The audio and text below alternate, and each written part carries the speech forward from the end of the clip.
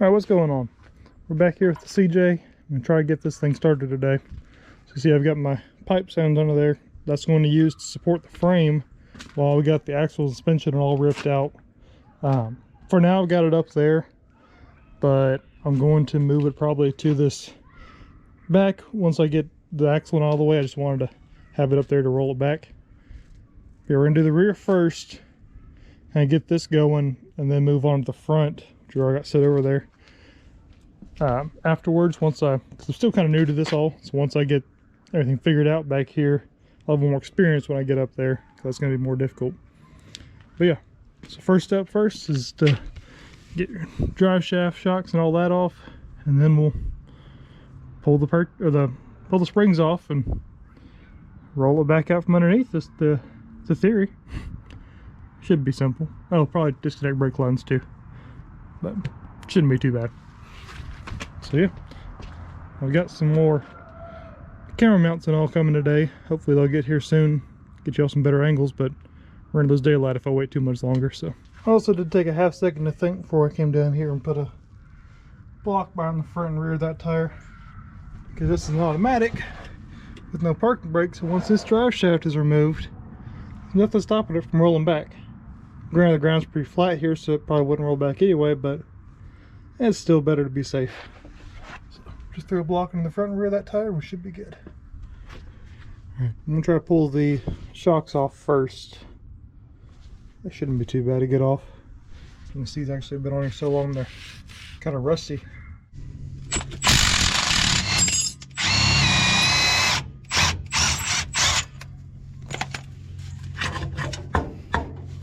These actually have a decent bit of charge left in them. That's gonna make it a little more difficult, but not really. It's out of the way now, so we'll shake it off up there and slide it out. It's always so sad we don't quite have enough room for a ratchet or the socket or the impact in there. We'll resort to the old school way. Alright, got it loosen the top, loosen the bottom. Try to get you on an angle here. This top now, it's been on there a while. There it goes. There. If anyone wants some used shocks, come get them. Yeah, passenger side is a little better. This one. Yeah. Alright, clean up our mess. Get the drive shaft off, brake lines off, which shouldn't be too bad considering they're barely on there anyway. Y'all reckon that's factory there? This guy obviously had no problem modifying his drive shafts. Modified there, front's square. But I mean, I guess it worked. Whatever gets you down the road. Not so sure about this driveline angle. That pinion's pointed straight at the case, like as if it was a double cardan joint. That's obviously just single U-joints on both ends, so less than ideal. You know, drive shaft phasing, all that kind of stuff, whatever. We'll pull it out, and so we'll put a double cardan back in there. It is nice being able to put a ratchet on here. Most drive shafts, you don't have enough room. So that makes this a little easier.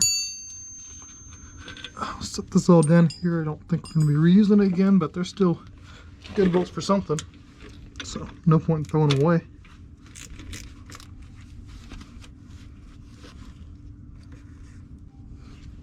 Alrighty, the bottom is off. I'm going to leave it sitting on there for now while I do the top end, just so it's a little easier not to deal with it flopping around. Should have grabbed a shorter extension, but this would do. All the nuts are off. Gotta get these straps out, which I'm not gonna get that bottom one out without rotating the drive shaft. So we'll go get the top one out though.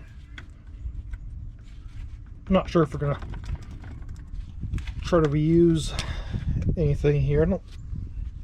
I don't see myself reusing these U-joints. I know some people would. I think that's a bad idea. We'll slide the bottom out, and we can rotate and get that top one out. assuming that this drive shaft's going to slide. We'll see. It's been sitting a while, so it could be a little rusty inside. Y'all sit up there. Stay.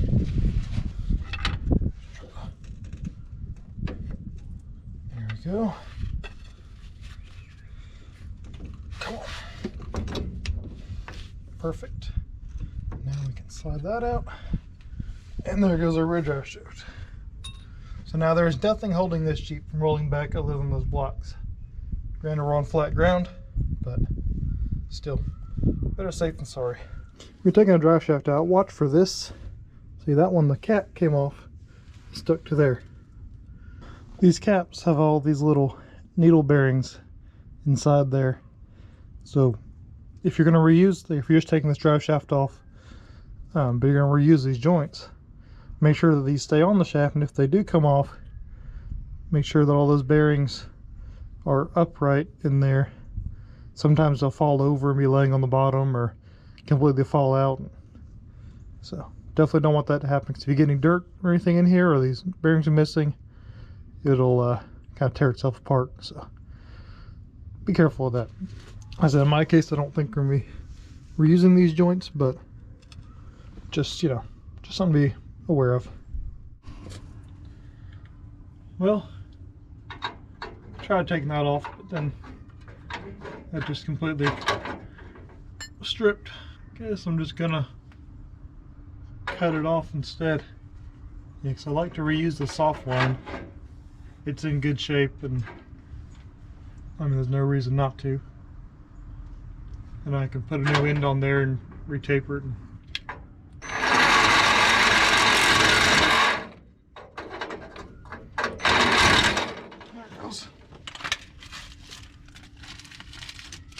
Take our handy Ziploc here and a zip tie, because we're going to lose fluid no matter what I do. But tie this up, at least it won't be a puddle on the ground back here.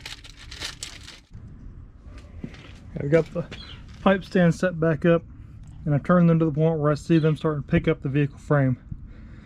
So it should mean that where all the springs and all holding up is, you know, barely anything. So should be able to just pop those bolts out. Probably have to knock them through, probably shift a little bit, but and then just roll it out.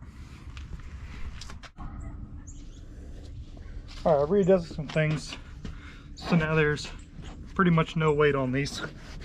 You spin them by hand there, so. Still touched the green one, but it was getting a little sketchy. So it's good enough. Should be able to get these out now. Alrighty. Got both the fronts out. So now just got to yank off the rears and wheel this thing back out of the way. Leave the springs on it for now. I mean, we're good to mount y'all here, so favor and just kind of stay there. Don't fall, please. I'd appreciate it. This needs to go on that side.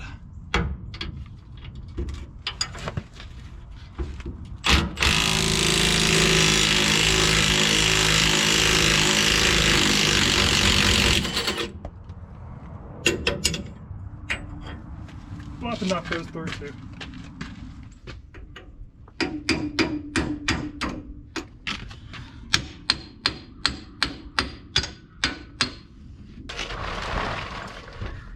What's going on, everybody? Back here working on the CJ. Plan days, try to get the rest of the leaf spring bolts off. Have to heat up every one of those to get them off. And start cutting on the mounts on the axle, on the frame, get all that ready. Prep for 4-link.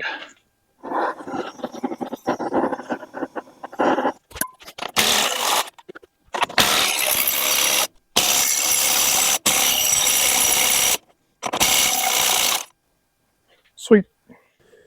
Alright, so the camera audio kind of cut out here for a little bit, so I'm just going to narrate over it. As you see, I'm just continuing to heat evenly around the bolt, and then hit it with the impact while it's still hot.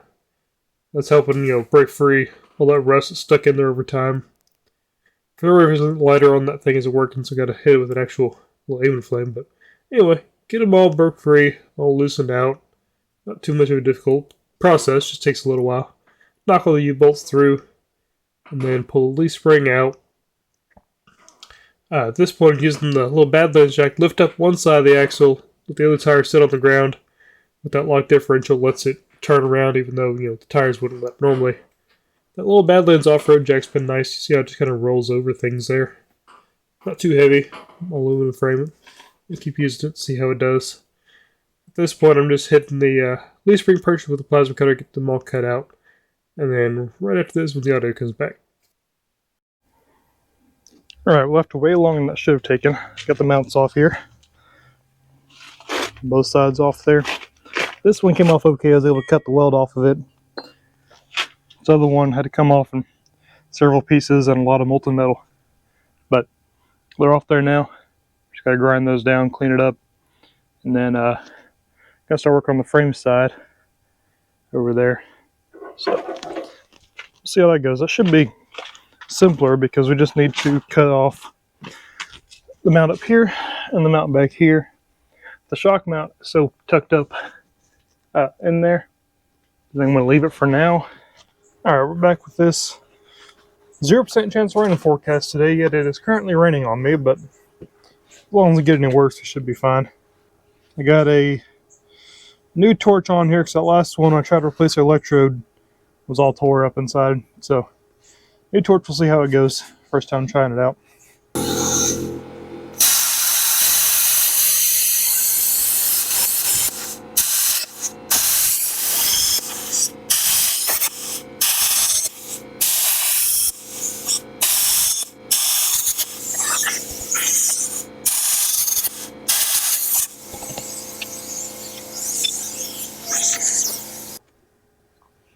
New torch seems to do good, just gotta wait for that compressor to recharge in between, because I noticed that's kind of one of my issues right now is the compressor's not strong enough. But yeah, we're running right along there.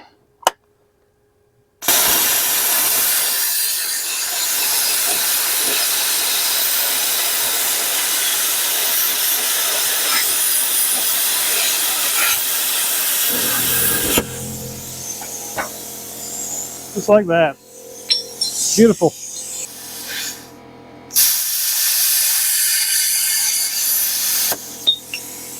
There it goes.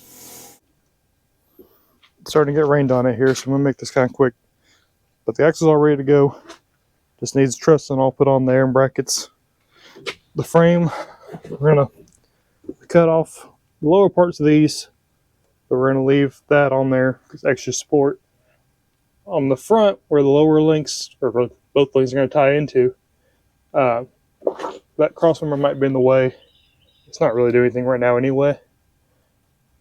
And we're going to have to make new ones probably, because you can see I got a Dame 300 sitting there. That's what's going to go on the back of the SM465 whenever I get it, hopefully tomorrow or sometime soon. Anyway, these rear leaf spring mounts, we're going to cut those off probably with the grinder. It seems like it's easier than the plasma torch. And yeah, other than that, we're getting ready. Got to figure out what I'm going to do about the struts, how they're going to mount. They're going to be somewhere in this kind of area, I think. So, all right, it's starting to rain harder. Yeah, coming along. With the rain coming down harder out there, I figured I'd wrap it up in here. So thank you guys for watching. If you like this video, don't forget to like, subscribe to follow along for the rest of that build and any upcoming work. We got some TJ content coming up soon, so stay tuned for that. And comment below kind of what you're looking forward to and some name suggestions for that seat. I'm still looking for them, so if you got any, please drop them below. Thank you.